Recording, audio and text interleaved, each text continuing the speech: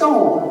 And the same God that was with you up on the mountaintop is the same God who's with you out in the middle of the ocean when the waves are blowing and the wind is whipping and you don't even know how you're going to make it to the next minute. That same God is with you, but somehow we seem to forget that. Well, such is the story of the Canaanite woman. The story says that Jesus had just come into the area. And when he got to the area of Tyre and Sidon, there was a woman there who was calling out and crying out to Jesus. Jesus, son of David, have mercy on me. My daughter is suffering terribly from demon possession. And she was just hollering out. Can you imagine what that scene was like? Jesus had retreated to the area to get away from the crowd. But when he got there was someone who recognized him and just called out to him. I've come to realize in ministry, the moment you think you can rest, that's when something will whip up and it's going to require you to extend yourself. And I'll try to get away to get some rest, and then there's always a pressing need somewhere. And this was a pressing need for the lady. She was crying out. Her daughter was suffering. But here's the interesting thing. Jesus did not say a word. Jesus was quiet while she was crying out to him. So the disciples looked at Jesus not saying anything, and the Bible said, so the disciples, right, said to Jesus, send her away. She keeps calling out to us. Well, actually, she was calling out to Jesus.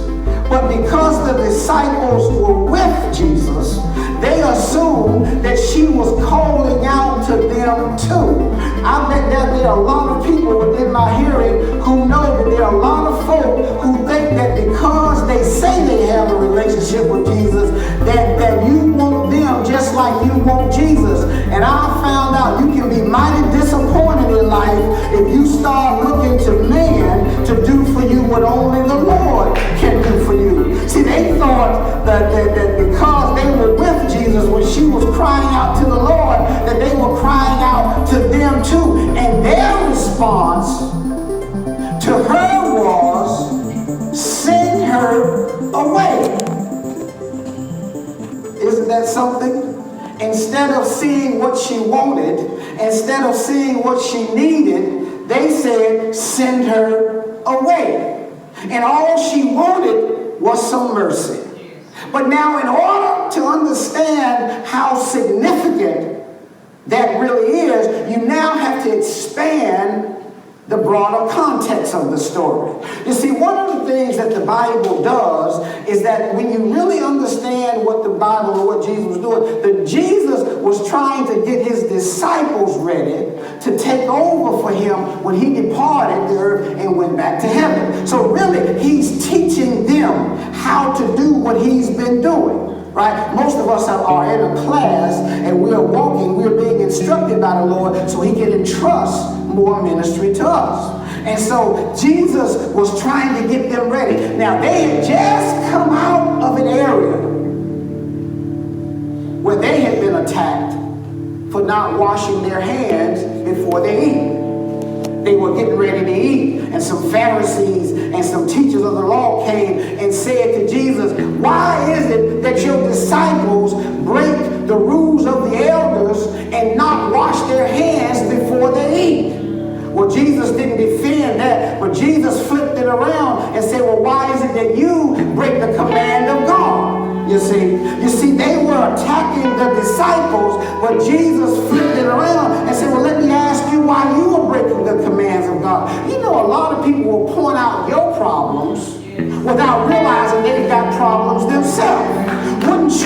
Wouldn't the faith be so much better if people worried more about themselves and stopped worrying about you? A whole lot of people will always worry about what somebody else is doing instead of worrying about themselves. And so Jesus said to them, well, why is it you break the command of God by not honoring your father and your mother. In other words, the Pharisees were supposed to honor their father and their mother by helping to take care of them according to God's command. But what they would do is that they would say, my money is devoted to God, and I would help you with it, but I can't help you with it because the money that I have is devoted to God. In other words, they didn't really want to help them anyway, but they used their faith in order to be mean to other people.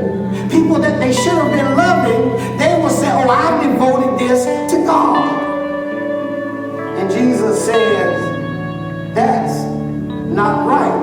You are trying to use your faith as an excuse to not be loving. And that came down to a rule and to a law of the Lord that in the Bible that says when you devote something to God, that's what you are to give to God. But that did not override the fact that we have a heart as people, and we are supposed to be loving and kind to the people around us if we say we know the Lord. And the way Jesus explained it was, he said, it's not what goes into a man that defiles the man. It makes him unclean. But it's what comes out of the man that makes him unclean. Jesus would have never called out their sin if they had not been calling out the disciples' sin.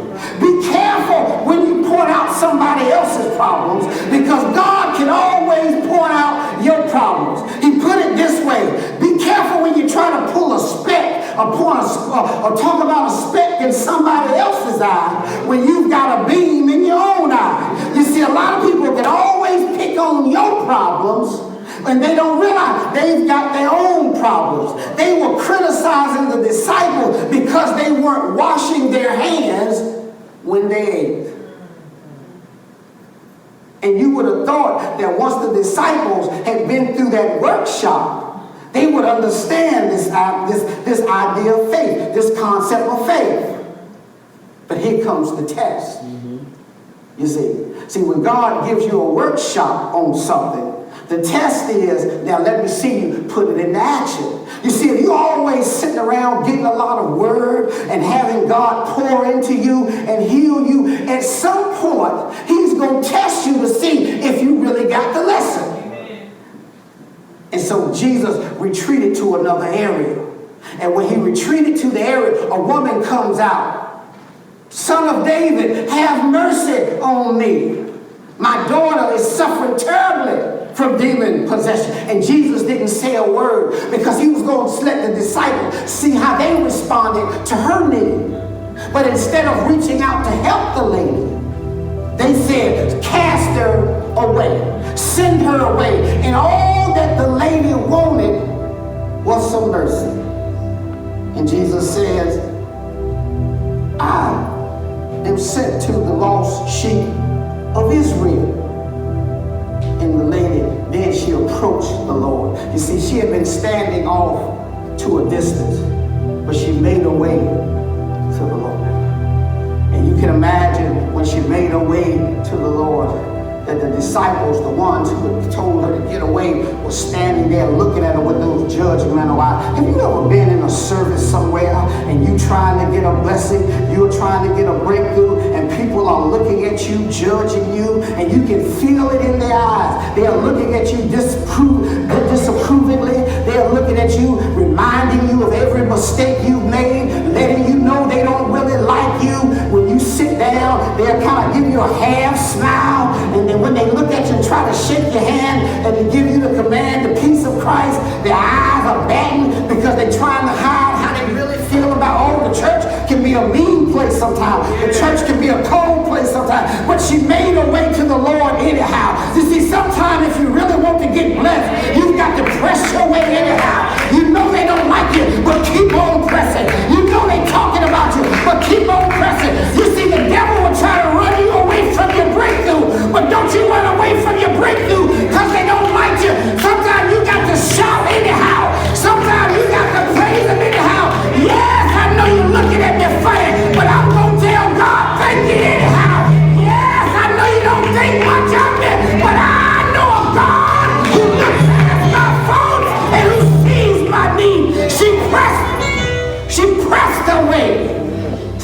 Lord. And when she got to the Lord, she fell down and she said, Lord, have mercy on me. Lord, help me. You know, that's a strong appeal. You know, sometimes the most powerful prayers are the little short prayers. When you get see somebody, they take them 30 and 40 minutes to get a prayer out. Oh, they ain't saying nothing. They just showing off. But sometimes when you really need help, you will just look up and say, Lord, help me here. And God hears your cry. I feel like God hears in your cry. It don't take a whole lot to touch the Lord. When you can talk all day and never touch him, but if your heart is right, you will touch God. And she touched him. And then Jesus said, you see, it's not right to take the bread from the children and toss it to the dogs. I like this lady. I wish I knew her name. I liked her because she had a quick wit. She said, but Lord, even the dogs will eat the crumbs that fall from their master's table. You see, God, you see, people sometimes, they don't need your bread. They just need the crumbs of your bread. Because if you're sitting down and God is just pouring into you and God is just healing you and you can't ever spare any crumbs, there's something wrong with your faith. You've got to have a faith that you don't mind God pouring into you, but as long as He pours into you, you can spare some crumbs for somebody else, because crumbs can turn somebody's life around. You see, the crumbs from the Lord's table will turn a life around. It don't take a whole lot from God to heal you. Just the crumbs of a blessing will heal you. The crumbs can heal you. The crumbs can set you free. The crumbs can deliver you. But a lot of times people won't even spare the crumbs. They want God to always feed them with bread. They want God to always give them a miracle. They want God to always give them a healing. And then when they get theirs, they can't ever stop to give it to anybody else. But if God has been healing you, if God has been speaking to you, if God has done anything in your life, can you spare some crumbs for somebody else? Because somebody needs the crumbs. You see, not everybody is sitting at the master's table, but the people sitting at the master's table are the one that God will heal, are the one that God will strengthen, because He's preparing them to do something else later in life. But the people who just crawl to the table are the ones who just simply need some crumbs. Can you spare some crumbs? Or have you gotten so lost on theory, faith, that you don't even know how to practice faith? Because there's a lot of theoretical Christians out there, but not a whole lot of practicing Christians out there. We want God to bless us, but then we can't be a blessing to somebody else. Bless somebody. Share some crumbs with somebody. And you know what I found out? That when you are willing to share crumbs with somebody else, God will always, I say God will always make sure you got bread on your table. Because He said, I can trust her with a blessing, because she'll bless somebody else. I can trust him with finances, because he'll bless somebody else. I can trust her to turn her life around, because she don't mind helping somebody else. Because when you know who your Father is, He said, I own the cattle on 1,000 hills, and I can open up a window of heaven and pour you out a blessing. Just keep overflowing. And just keep overflowing. I don't know why God can bless, because you don't mind sharing your crumbs with somebody else.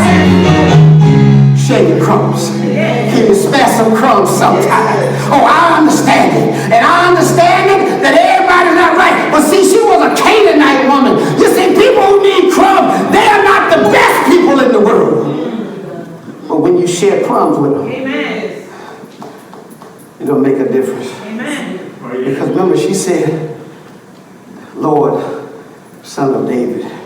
You see, she had heard about the Lord. She just had never had a chance to experience His goodness. And people don't experience God's goodness until they experience it through His disciples. You are the hands. You are the feet. You are the heart that loves people with the love of Christ. Can you spare some crumbs?